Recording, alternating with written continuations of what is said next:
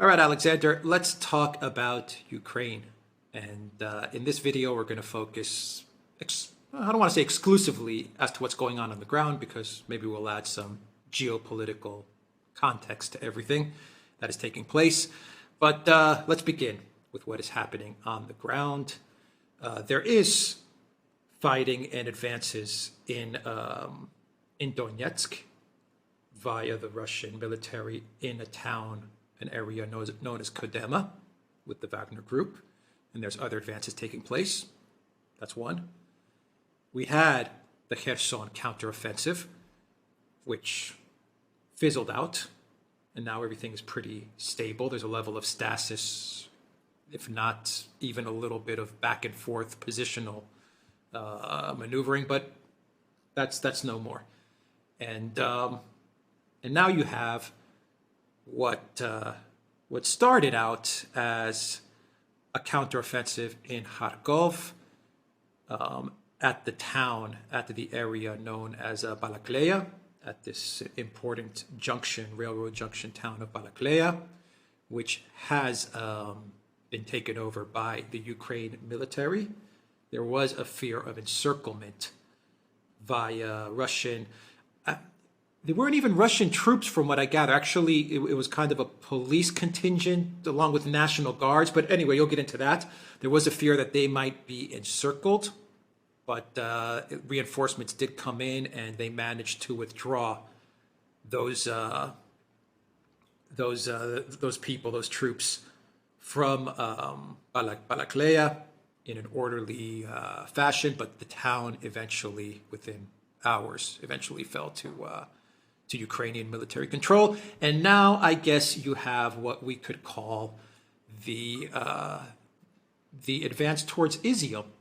And I think that's the best way to describe what's happening right now. Almost like a lightning strike towards Izium. And there's a lot of other towns and areas that the Ukraine military is focusing on before they actually encircle. The plan seems to be to encircle Izium. Before they actually encircle Izium, there's a lot of fighting that is taking place right now in areas north, south, and east of, and eventually east of Izium. But what is the situation right now, Alexander, on the ground?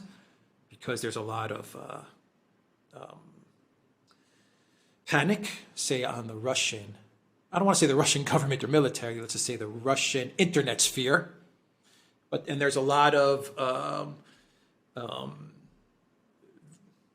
victory, say, hopes of victory on the Ukrainian side of, say, the internet sphere. I don't want to say the leadership, because to be quite honest, the Kremlin has been pretty quiet. And I mean, even the Ukraine military, the Ukraine government, the Zelensky regime, they've come out with some statements, but they have also been pretty reserved as well. Okay, that's the situation. Take it from here. I think that's a very good summary overall. Now, can I just say, first of all, you're absolutely right. The Kherson counteroffensive that we'd been hearing so much about, that had been building up for months, that was launched somewhat unexpectedly and suddenly at the end of August, that has fizzled out.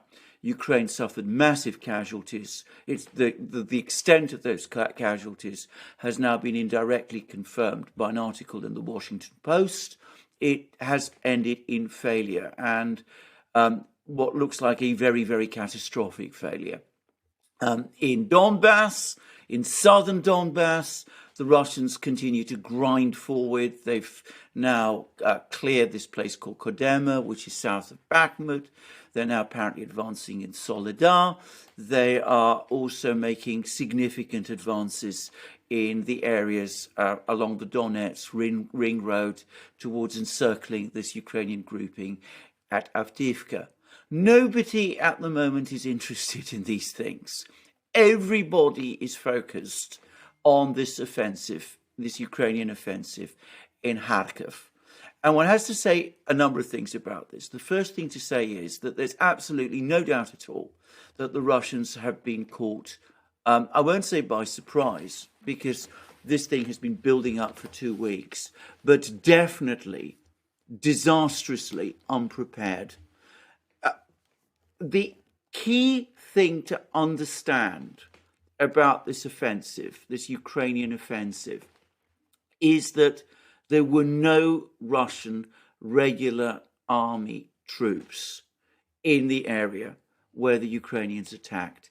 There were no regular Russian troops in Balaklia, this town that you were referring to. There don't seem to be any regular Russian army troops in any of these small villages and towns that we're hearing about. And that is actually extraordinary. That is very remarkable. And it does beg a lot of questions about why the Russian command allowed that to happen. Because to be straightforward about this was an area where there'd been problems for the Russians before. And it's not as if, and I want to make this very clear, it's not as if the Russians lack forces. They could have strengthened their positions around this area, but they didn't do so. The units that were located, the Russian units that were located in Balaklia itself, are not Russian regular army. They come from the Rosgvardia organization, which is a internal security force used. Its official title is the National Guard, but it's not like the US National Guard, which also has a military role. It is essentially an internal security force. It's those troops are not trained to carry out ground fighting against a regular military, a regular army like the Ukrainian army. So the result is that the Ukrainians have been able to advance, occupy a large amount of territory, essentially without meeting any real opposition. And as you rightly say, they seem to be now moving towards trying to dislodge this Russian force in Izium, which is this town, this important town that the Russians captured in March. Now, the big question, and this I think is the point that people need to understand, the Ukrainian forces that have been committed to this battle don't appear to be very large. The reports I've seen is that there are about 9,000 Ukrainian troops involved altogether. In theory, it should be possible for the Russians to send troops, regular army troops, to this area to bring this whole situation under control. The big question is whether they will do so in time, because you have to find troops, you have to assemble them, you have to deploy them. And also, and the other big question is that what the Russians are going to do? Are they going to strike back? Are they going to defend these locations? Or are they going to pull their troops out of Izium? Now, that I don't yet know. But I'm going to suggest that there might be a reason why they might do the second. And that is that when the Russians captured Izium in March, the universal expectation, and I'm no doubt at all the plan, was that the Russian forces in Izium would march down and capture Slavyansk.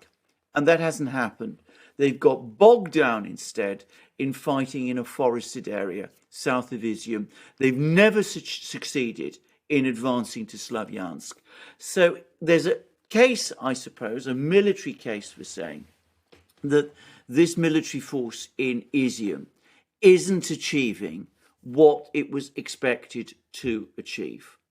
So given that that is so, pull it out. The psychological effect of doing that, however, would be tremendous. It would be a huge blow to Russian prestige and morale. And on balance, I don't think that is what the Russians are going to do. And we've been hearing reports now that over the last couple of hours, Russian troops are indeed, regular troops are indeed moving towards this area in some numbers and are now starting to take positions and are trying to reinforce positions. Now, it will probably take some time, a couple of days probably, before there are enough of them to make a significant difference. And it's highly likely that the Ukrainians will continue to make advances in the meantime. Right. And, Ukraine is also bringing in reinforcements as well. So it's not just the Russians that are bringing in reinforcements. I've seen a lot of videos of the Russians bringing in reinforcements, but the Ukraine side is also bringing in reinforcements. Absolutely. So the question is, who gets there quicker, and who's there more prepared? Who gets there quicker, and who gets there and is more prepared to move forward? Is it going to be the Ukrainians, or is it going to be the Russians? Well, indeed. I mean, the one enormous advantage that the Russians have is, of course, they've got aviation, and they've got much more artillery. They've got far more firepower than the Ukrainians do. And bear in mind, as I said, that even if you allow for those reserves, the Ukrainian forces that have been committed to this offensive are not huge in number. They're about 9,000 men. So that isn't the kind of force that the Russians would not be able to cope with if they arrive on time and if they decide to commit sufficient numbers to bring this whole situation under control. But for the moment, as I said, the Ukrainians are going to continue to make inroads because, as I said, there just aren't Russian troops there. And I can't help but wonder how that was allowed to happen. I mean, what exactly took place which left this area of the lines essentially undefended in the way that it was, despite the fact, as I said, that we've had 2 weeks because the Ukrainian media has been full of talk about this offensive for about 2 weeks. Why did the Russians not prepare for this in advance? I'm going to venture a guess, by the way. I think that you mentioned in a previous video that with the Vostok exercises happening in the Far East, with all of these important people, Putin, Gerasimov, Shoigu, all the way off in the Far East, they did take the eye off the ball. I mean, you asked me that before. I was rather skeptical about this. I think that the Russians were fully prepared for the Kherson offensive. They deployed airborne troops. They defended very skillfully in Kherson. But I think the top people were away from the scene. They weren't really there to take the necessary decisions. The decisions weren't made fast enough. And that is how the situation has arisen. Even if that is not the case, what you just said, even if that is not the case and they did have their eye on the ball, say the Russian leadership, the optics of it, just the fact that this happened in the Kharkov Oblast area, and while it was happening, the Russian leadership was in the Far East, and they were giving speeches and partaking in these war games and stuff like that. Just the optics of it looked terrible. Absolutely. That's a correct statement to make. That is an absolutely correct statement. And you only have to go and see what Russians are saying at the moment to see that for yourself. I mean, people are absolutely furious about this. There's demands for, heads rolling and people being sacked, and there's massive criticisms. I'm going to say what this reminds me of. It reminds me of the second capture of Palmyra in 2016. I don't know whether people remember this, but there was this during the Syrian war, and there were Russian forces and Syrian forces were all concentrated on this battle in Aleppo, and Palmyra, this important town and symbolically important town, was left incredibly lightly defended. And the result was that opened an opportunity for ISIS to swoop in, capture Palmyra, and the Russians were humiliated. And I remember the Russian military officials were furious. And there was even some criticism from Russian military people of Putin himself for allowing that to happen.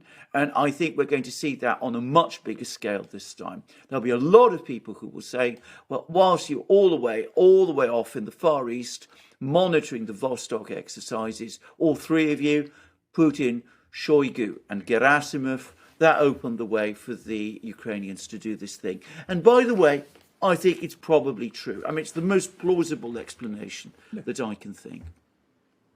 Yeah. I don't want to pin this all on Putin with this next question, but he is the president, and so the buck stops with him. Do you think that that Putin is his blind spot, specifically with what's going on in Ukraine and in the world right now? And we'll get into the geopolitics of this in a bit. But do you think his blind spot with regards to this conflict is in Ukraine, is the fact that he is too stuck on legalities, on diplomacy, on dealing with, quote unquote, our partners, as he calls the collective West? Do you think he's too stuck there? I mean, a lot of people phrase it as Putin being too soft or too nice. I don't want to phrase it like that, even though I've said that in the past myself. Yeah. But my point is that maybe this was a breakdown in the Russian command, what happened in Balakleya and what's happening in Izium. A lot of mistakes were made, and maybe Putin may not have even been aware of this. Maybe he was completely aware of this. We don't know, but he is the president. He does, at the end of the day, take full responsibility for everything that is happening. And my question to you is, do you believe that he is hampered, he is held back with his it seems almost an obsession at times with international legal diplomacy type of work, of doing things? It seems like he's hyper focused on that stuff that he's unable to perhaps fight this war, which is still called by the Russians a special military operation. Yeah, I think you're absolutely correct. I'm going to say something. This is exactly the criticism that those Russian military people were making about at the time of the Palmyra affair. Now, I can remember that affair very well. One of the things that was happening over the course of the Palmyra affair, whilst the ISIS swooped down on Palmyra, was that all these forces were bogged down around Aleppo. And the thing that was holding those forces in Aleppo back is that Putin was negotiating ceasefire after ceasefire to try and allow, supplies, humanitarian supplies to go in, to allow people to, to leave. And this protracted the whole business for months.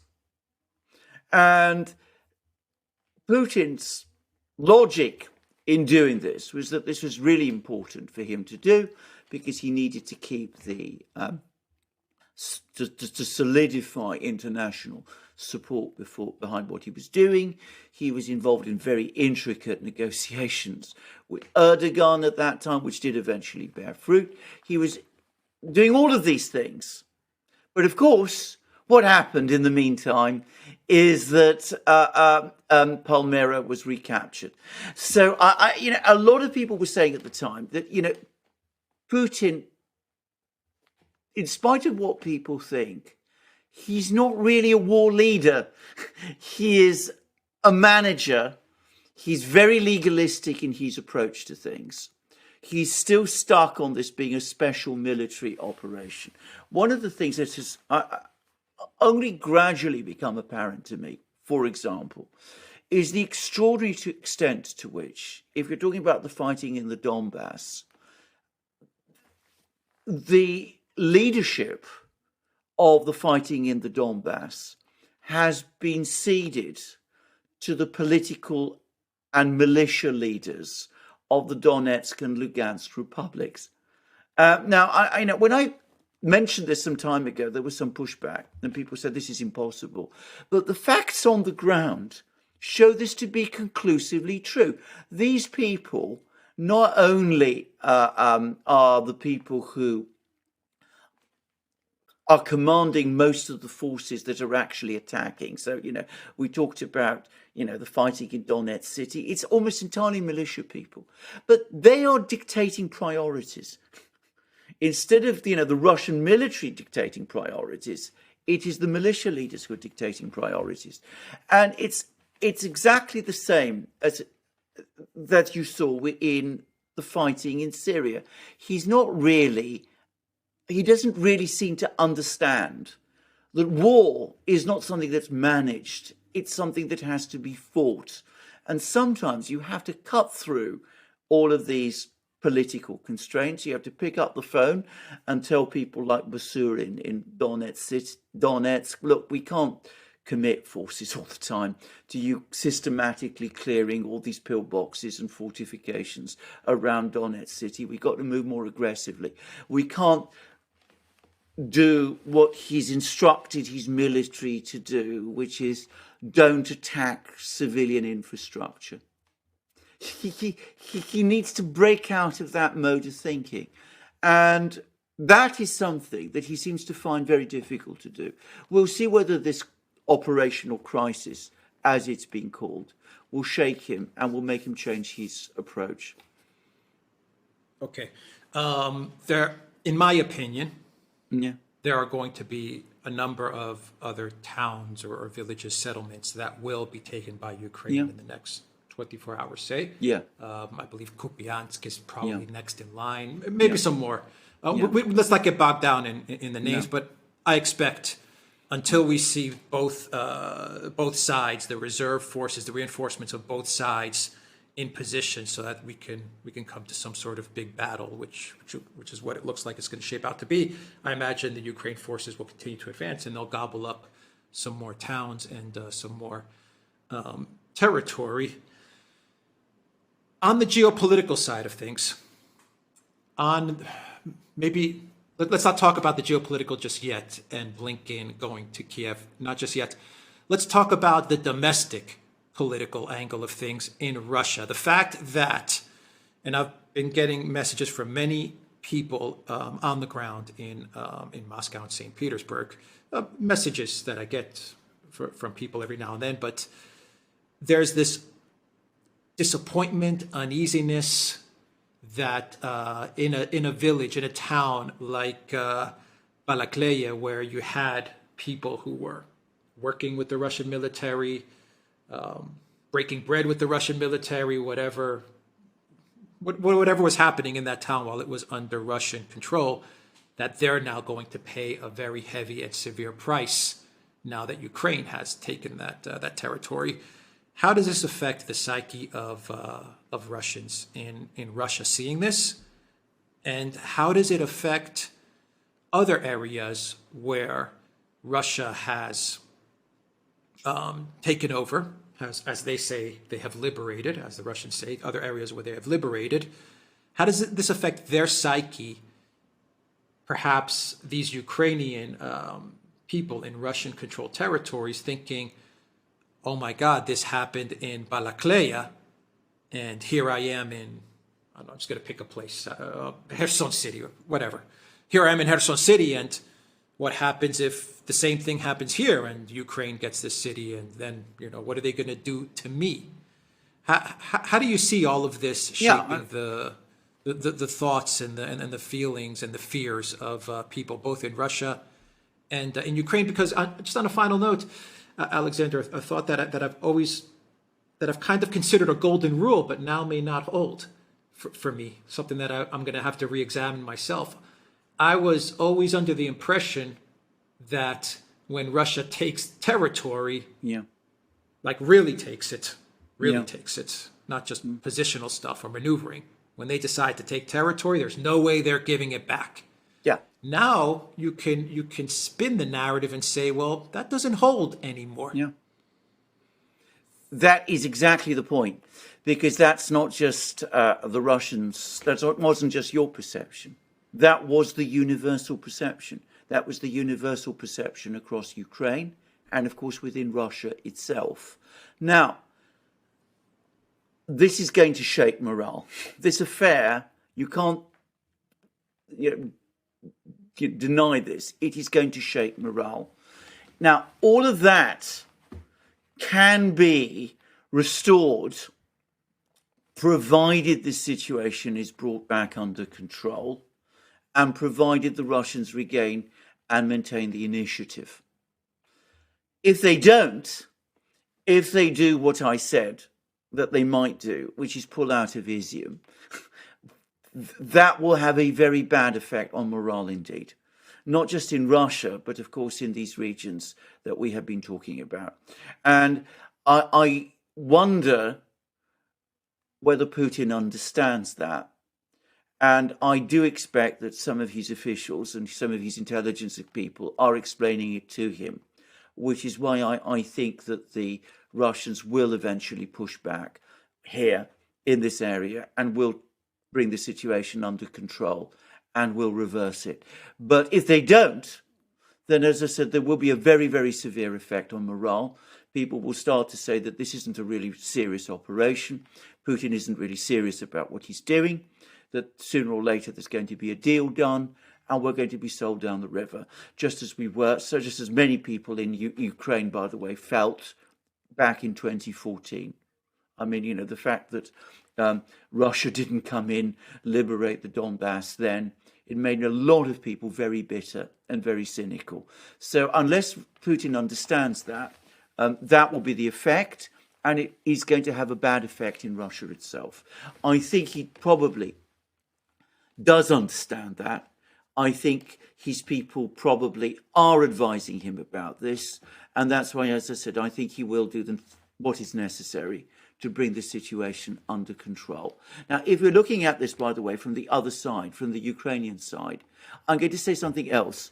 Regardless of what happens now, even if this offensive fails and is reversed, the Ukrainians have gained an important psychological victory because they've conducted what, to all appearances, is a successful offensive. It may be an offensive against no opposition in the sense that there were no Russian troops to fight. They were able to just steamroll in against what was, to all intents and purposes, empty space. But that really doesn't matter. As far as people in Kiev, in Lviv are concerned, and as far as people in Western capitals are concerned, Ukraine has shown that it can retake ground. It spectacularly failed to do so in Kherson, in the Kherson offensive, but it has now managed it in Kharkov. So I think, as I said, that is already a gain from Ukraine's point of view, regardless of what happens. And just as Putin's conduct at the time of the Palmyra debacle in Syria undoubtedly lengthened the Aleppo battle and, in fact, the fighting that was taking place in Syria at that time. The same is going to happen with this affair. It's going to make this take longer than it would otherwise have done. Well, the stakes are much, much higher in this well, the affair. stakes are stakes were infinitely high in high. Syria. For Russia, yes. Of course, I'm not Yes. speaking for Syria. The For stakes Russia, are the stakes are much, much higher. Absolutely. Yeah, the stakes are infinitely high. Yeah. So Blinken shows up in Kiev. He brings $2.2 billion. $1 billion of that is going to Ukraine, but in long-term assistance, and we know what that means. Another $1.2 billion in this package is not really going to Ukraine, but it's going to build up a type of Eastern Europe state alliance, once again, to thwart Russian aggression. So a lot of money is now going to be poured into countries like, the list was Greece and Poland and Romania and Slovakia and Czech Republic, all kinds of countries, North Macedonia, Moldova, Georgia. So it looks like Blinken, and of course, when you talk about Blinken, you're talking about NATO. It looks like that they've timed this perfectly. This momentum that Ukraine has gained has been timed perfectly, not only with the meeting in Germany, in the Ramstein air base, but also with Blinken's trip to Kiev. Of course, Blinken probably greenlit the trip after he saw the success. I'm sure he said things are going well. Fire up the jet. I'm on my way to Kiev to deliver the goods. Yeah. But to me, this indicates that the collective West, NATO is all in with the war against Russia. We talk about the psychological advantage that Ukraine has gained from this. This has been the first successful counteroffensive Ukraine has done since 2015. I mean, really, this is big for Ukraine. Yeah. They actually managed a successful counteroffensive. This is a huge deal for them. Yeah. The psychological win for Ukraine is huge. Yeah. It's a distraction as well from what's happening in South Donbass, in Donetsk, and in Kherson. Completely distracts from that. Yeah. But I think there's also a psychological advantage for NATO and for these EU states as well, which some of them are very belligerent towards Russia. Some of them have actually toyed around with perhaps going along with NATO and opening up a second front, say Moldova or Georgia. Now maybe they're saying, maybe we should get in on this action, and Russia doesn't look like it's all too there. Doesn't look like they have a good handle on things. So maybe we can get involved in a second front. Why not? Yeah. Do you agree with that statement? Absolutely. Do you think that NATO is gaining a psychological advantage here? And I'll go back to Putin again. He is the president. Has he understood that Russia is fighting against NATO? There are a lot of rumors saying that much of the military forces engaged in this, in both the counteroffensives, had many people from many mercenaries from NATO countries. Yeah. I mean, we can't confirm this. I don't want to say this is definite, but you're getting a lot of rumors, and I've even seen videos as well. But NATO's fighting this along with Ukraine, but NATO is fighting this. Has Putin quite understood that yet? Or is he still also just stuck in the legalities of things? Yes. One would assume that he has. But again, as I said, this must be a source of immense frustration, by the way, to his military people, because they'll be saying to him, well, you're sending us into battle against an army that's now equipped by NATO and which has a lot of NATO personnel, ex-NATO personnel involved, and you're asking us to fight these people with one arm tied behind our back. And there must be an awful lot of anger and an awful lot of frustration about this. And by the way, about the psychological win for NATO, you're absolutely right. You only have to look at the British and American newspapers over the last couple of hours to see that. Now, again, this brings us back to Putin, because this ought to have been completely predictable. I mean, again, lots of people have been saying Zelensky had to score some kind of win in the first week of September in order to be able to show to his NATO sponsors that backing Ukraine is worthwhile. Now, that ought to have alerted Putin and the Russian leadership to the real danger that Zelensky was going to do something, the Ukrainians were going to do something dramatic. Now, the Russians clearly became overly focused on Kherson. They thought, that the major Ukrainian attack was going to be in Kherson region. And if you look at the numbers of men involved, the number of machines involved, there's no doubt at all the Ukrainian offensive in Kherson region has been much bigger. But there was always a risk. There was always a possibility that Ukraine would do something somewhere else. If they weren't going to succeed in Kherson region, they would try something somewhere else. This area around Izium has often been a vulnerable spot for the Russians. Stripping it of troops, not deploying enough troops there, was clearly a mistake. And it's something that ought to have been anticipated. And the danger of it ought to have been anticipated at precisely this time. And it wasn't. And, you can't ultimately deny the responsibility of the person in charge, who is Putin. It may very well be that he is stuck, as you said, that he's very much somebody who does things in a very legalistic way. It's very much a characteristic of him. He's very much somebody who follows process all the time. 99 times out of 100, it works for him. I mean, that's one reason why he's proved to be such an effective administrator and manager. But there are times, and war is one of them, when you have to throw out the rule book and you have to work, or at least, the rule book you've imposed on yourself, and you have to work outside that book in order to achieve victory. And what he's done by sticking to the rule book and going to the Vostok exercises and meeting with the Chinese officials there and conducting this, monitoring this exercise with his Indian and Chinese officials and people from Myanmar and all sorts of other places. And at the same time, bringing all his military people, his top military people with him, Shoigu, Gerasimov and the others, was that he didn't grasp the political effect that this setback would have. Now, at the moment, I stress it is only a setback. It's not a disaster. If thousands of Russian troops are encircled and are forced to surrender, that will be a disaster. We're not anywhere close to that situation yet, and I don't expect that to happen. But, a setback, a very serious setback indeed, just as the fall of Palmyra was in the Syrian context. But as you say, in a game which is being played with far higher stakes.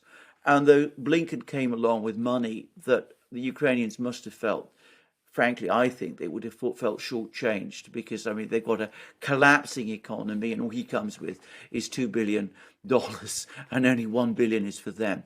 But the fact is he's talking about creating these regional alliances. It ought to be Putin's priority to working to stop that happening. And make no mistake about it, the fact that Blinken went to Kiev as these events in eastern Ukraine were working out is not any kind of coincidence at all. And again, Putin had all the information at his fingertips to know about it and to prepare for it. Yeah, my final comment or question to you is, I'll take it even one step further.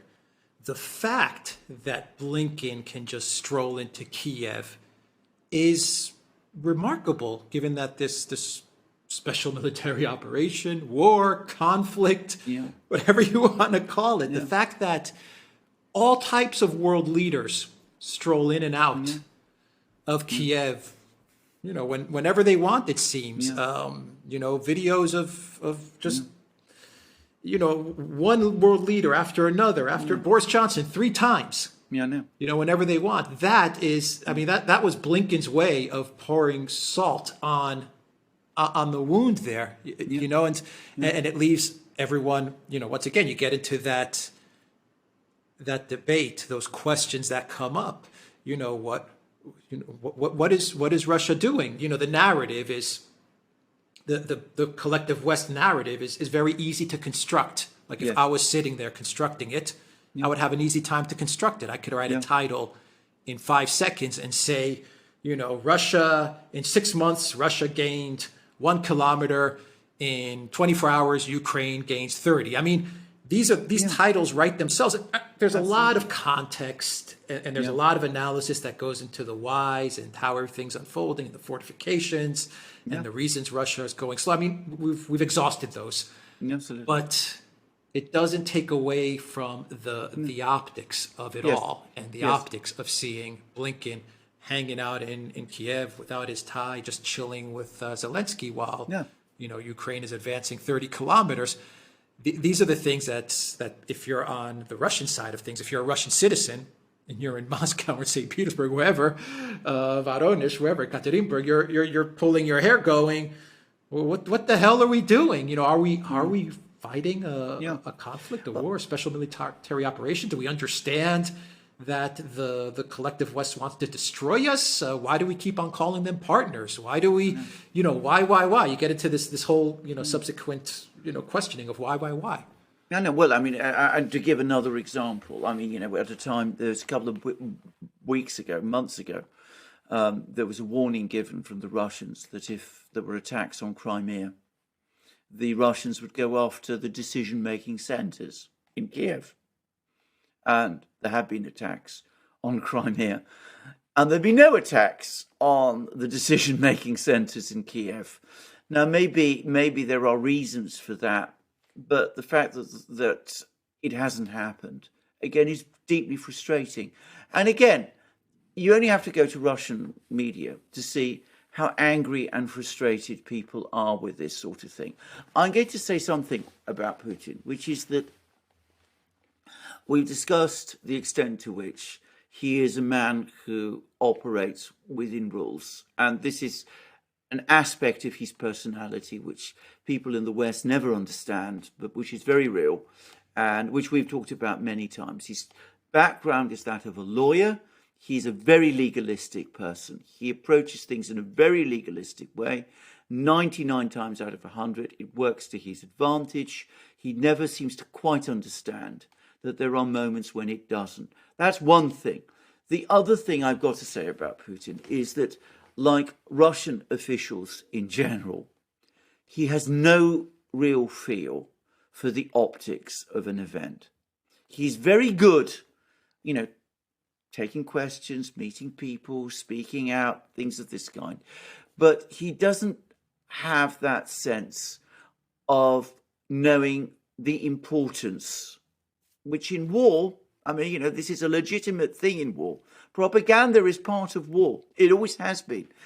He doesn't understand. He doesn't seem to understand that. He seems to think that the truth is all that matters.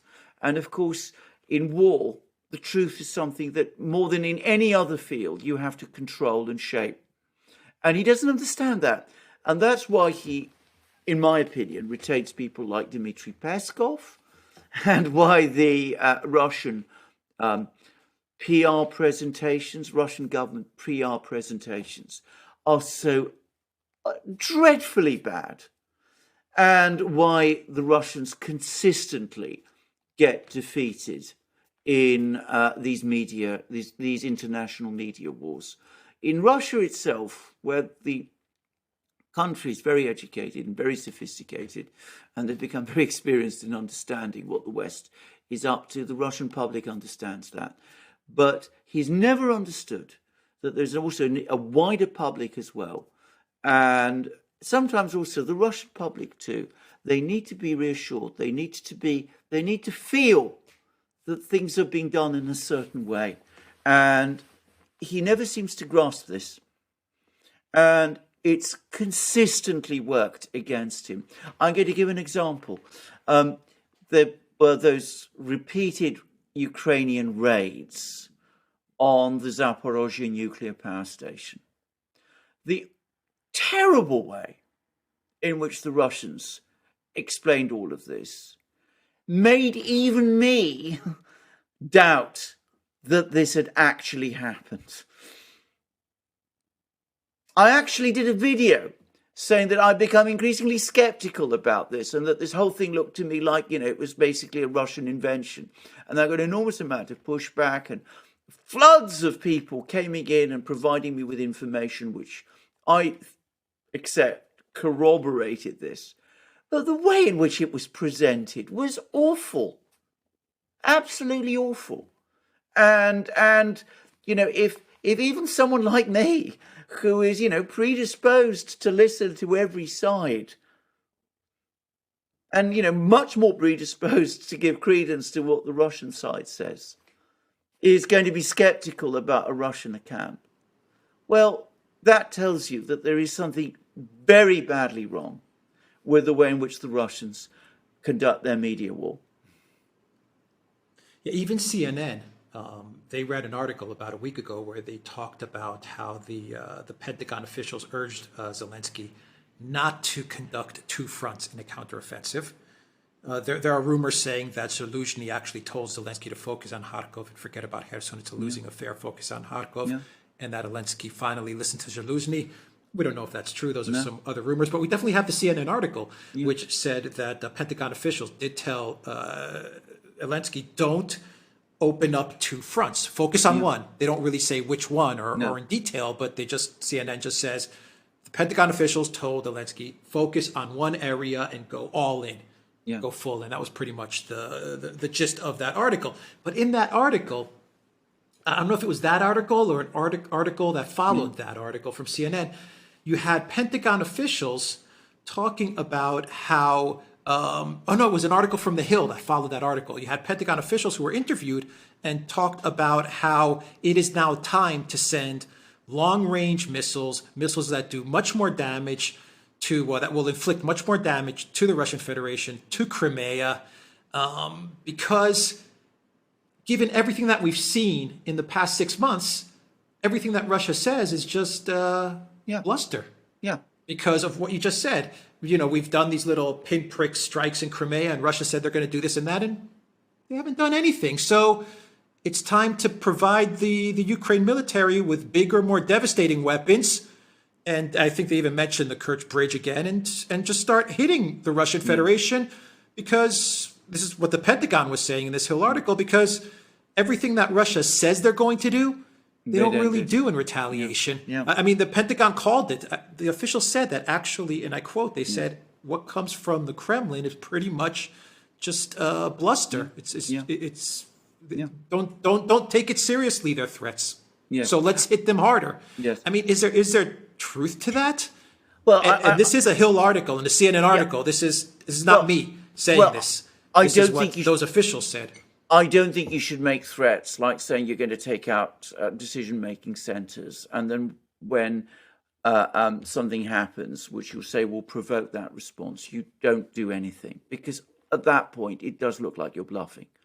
And the Russians have looked too much like they're bluffing. Again, it's as if Putin wants to avoid escalation.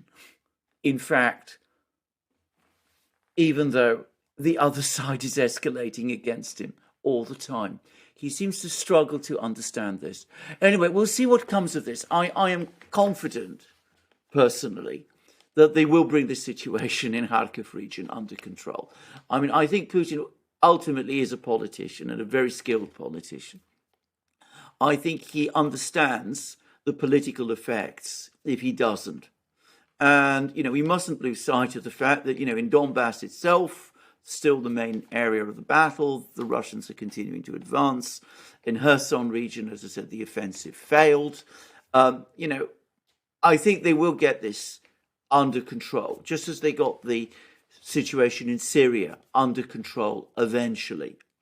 But this affair does once again highlight certain important limitations, both about Putin's personality and about the command system in Moscow, and also deficiencies in their inability to understand that, as I say, controlling the media thing is very, very important. Saying, for example, look, if you're going to start providing ATACMS long-range missiles, which is what we're talking about, well, be absolutely sure that if that happens and you start attacking our territory, we will respond by attacking yours. I mean, say that and make it sound like you mean it. Now, that's the kind of thing that gets through. Talking about, mumbling words about, launching strikes on decision-making centres in Kiev and then failing to do it, that really doesn't work. It just encourages the other side to continue escalating. And to be fair, that wasn't Putin who specifically said that. No, it wasn't. I think it was Medvedev who was the one that was running. It was Medvedev, but maybe I can let me give a much stronger example. I mean, there's now very good reasons for thinking that the Moskva, the Russian cruiser, was destroyed by an American-supplied Harpoon missile launched by Ukrainian troops who had been trained to use it for that specific purpose. In other words, to launch the Moskva, to sink the Moskva. Now, the Russians must know that. But what have they done in response? I mean, a much stronger response would have been to say straight out, it was an American Harpoon missile and that the United States was involved. Yeah. And then threaten retaliation. Let me ask you, this is a longer video than we anticipated, but we covered a lot of ground. One final question. I understand that there needs to be transparency and secrecy in war, but do you think the Russians are too secretive? Do you think Yeah. that, I'm trying to think, has Putin at any point during this conflict actually given an assessment of the state of things on the ground in Ukraine to the Russian people? I'm just trying to think, has he or not? He's given many speeches. Yes. And he's talked about the US dollar and the financial system and gas and sanctions and the economic state of things and all of these things. But has he given a speech in the last 6 months where he said, people of Russia, this is how things are looking on the ground at the moment, and this is why we're going slow, and this is why we're doing this, and this is why we're doing that, and we're going to need this many months, and this is the number of people we have? I mean, I understand secrecy. I completely get it. But do you think maybe the Kremlin is being too secret, or do you think they're doing the right thing by being so secret? No, I think that he did make some comments about this right at the beginning, back in March. He said that, we have to do this methodically and systematically, and that we should all, follow through with what the General Staff is doing. But, I mean, it's debatable whether that's anywhere near enough. I mean, he's not made a proper address to the Russian people since he launched the war. I mean, you have to go back to February before he's actually sent, for an actual formal address from Putin to the Russian people about this. And I don't know that this is a huge problem, actually, but it is the case that when the Russian military provides information, it tends to be of a very, very sterile kind. We launched missiles against this place, we attacked this brigade suffered X number of casualties, which, by the way, I was very skeptical about. I'm no longer, by the way. I think that these casualty figures the Russians are giving, we're getting more and more corroboration that they're probably true. And that begs many questions, which we're not going to get into in this program. But certainly, I think that there could be a lot more discussion and explanation to the Russian people about what is going on. But I come back to this. I mean, Putin has never understood this, nor have any of the people around him. And I can't help but think that this is a product of the Soviet legacy, in which they were all, trained. Remember, Putin went through the Soviet system. He served in the KGB, as we all know. That giving out information is dangerous. You hold as much of it back as you can. Public relations and news management and that sort of thing, it's somehow beneath us. We don't dirty our fingers with it. These are Soviet ideas, and they have no place in the modern world. And, I think that, again, this shows, this highlights certain of his limitations as a war leader. All right, let's wrap it up there. Do you have any final thoughts, Alexander? No, I repeat again. I am confident that the Russians will eventually get this thing under control. I mean, I like you. I expect that over the next couple of days, we'll be hearing a lot more about Ukrainian advances and all kinds of things of this kind. But eventually, I think enough Russian forces will appear to bring this situation under control and to reverse it. You remember what happened with that counteroffensive that Ukraine launched north of Kharkov back in May. Again, it was very similar. They advanced basically against virtually no opposition. They advanced all the way to the Russian border. There was a lot of headlines. Eventually, the Russians got themselves organized and they were pushed back. The Ukrainians were pushed back. I think something similar is going to happen this time. But it's important to stress what happened in Kharkov in May was in a secondary theatre. This one isn't a secondary theatre. Lots of Russian reporters and journalists on the ground here. Lots of people who know about what's going on in these particular cities, in Bakalya and Kupiansk and all of these sort of places. So what perhaps didn't matter when it happened in Kharkiv region, this time does. It matters a lot. So the Russians, when I say that I'm confident they'll get it under control, they have to.